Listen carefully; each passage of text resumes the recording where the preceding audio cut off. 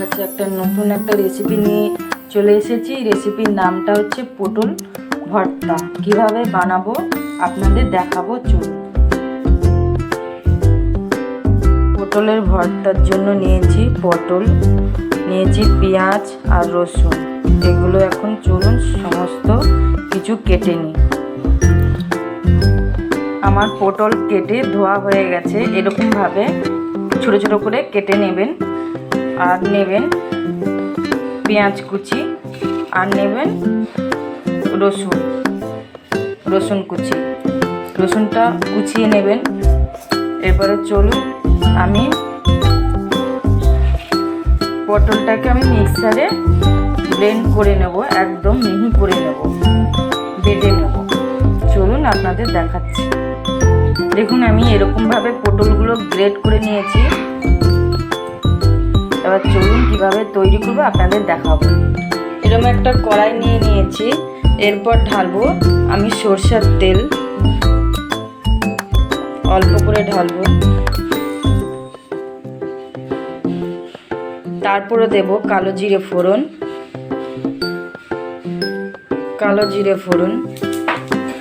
দুটো শুকনো লঙ্কা ফোড়ন,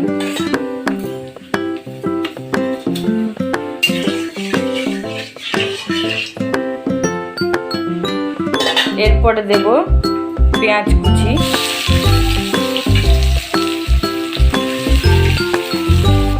পেঁয়াজটা আমার লাল করে ভাজা হয়ে গেছে। এরপর দেব আমি রসুন বাটা, বা আপনারা রসুন কুচিও দিতে পারেন, অসুবিধা নেই।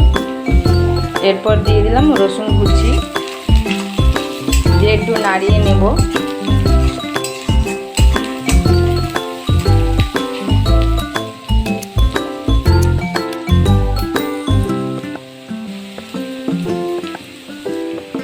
দেখুন আমার ভাজা হয়ে গেছে। এরপর যে পটলটাকে যে আমি গ্রেট করেছিলাম, এরপর আমি ঢেলে দেব। দিয়ে একটু নাড়িয়ে নেব।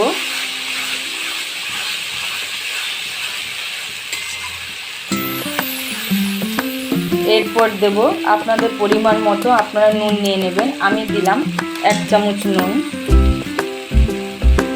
1.5 চামচ হলুদের গুঁড়ো, দিয়ে আবার একটু ভালো করে মিক্স করে নেব। যতক্ষণ না পটলের জলটা শুকোচ্ছে ততক্ষণ আমি এটা রান্না করতে থাকবো। দেখবেন গরম ভাতে খাবেন, খুব ভালো লাগবে।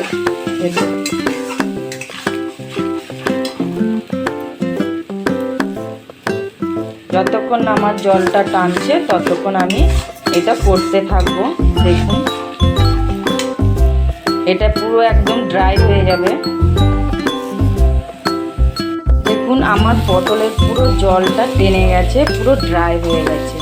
একটু নামানোর আগে আমি দেবো একটু গোলমরিচের গুঁড়ো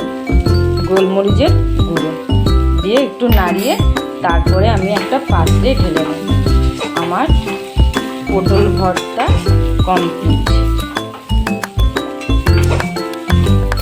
আমার হয়ে গেছে। আমি এখন একটা পাত্রে ঢেলে নেব।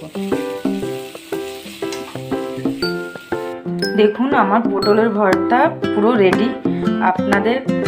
আপনারা গরম ভাতের সাথে খাবেন, দেখবেন খুব ভালো লাগবে। আবার নেক্সট ব্লগে দেখা হবে নতুন একটা রেসিপি নিয়ে।